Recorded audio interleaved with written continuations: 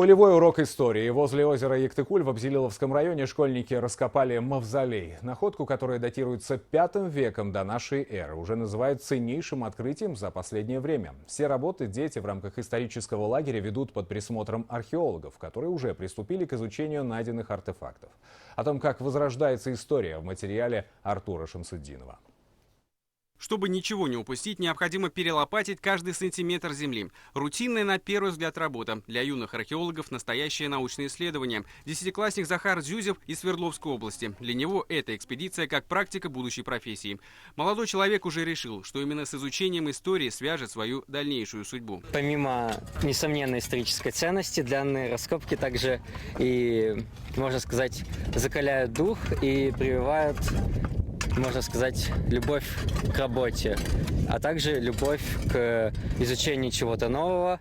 Исследование проводится на окраине деревни Кусимова, недалеко от озера Яктыкуль. Это не просто археологическая экспедиция, но еще и уникальная образовательная площадка. 40 школьников из Башкортостана и Свердловской области на практике могут погрузиться в историю. Живут дети рядом с местом раскопок, в палаточном лагере. У меня мама вот в таком же детстве, в таком же возрасте, как я.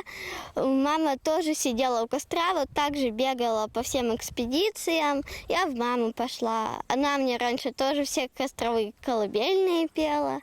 Вот я по маминым стопам иду.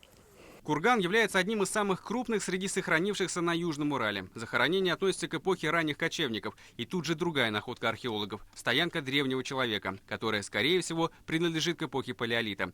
Ей около 200 тысяч лет. Историки говорят, здесь что не камень, то артефакт. Это место является таким своеобразным Эльдорадо для всех исследователей каменного века. Это очень древняя эпоха первоначального заселения Южного Урала. Вот рубило, вот вы видите, вот своеобразное рубило, вот второе рубило, видите, вот это инструменты еще человека прямоходящего или педикантра. В древности около 300 тысяч лет. Не исключено, что под толстым слоем земли скрывается мавзолей. Возле озера Яктыкуль выявлено более 80 памятников археологии. Ученые говорят об этой местности как о столице каменного века в регионе и отмечают необходимость создания музея-заповедника. Исследование имеет большие перспективы как в научном плане, так и с точки зрения огромного туристического интереса. Яктыкуль-курорт, больше известный благодаря знаменитому озеру, а также горнолыжным склонам, может обзавестись еще одной достопримечательностью – археологическим парком. В самый пик только за сутки курорт посещает не менее 11 тысяч человек со всех уголков страны. Именно поэтому малоизученный научный пласт заинтересовал не только ученых. Порядка 25% денежного оборота всего туризма в республике это проходит именно на курорте Яктыкуль.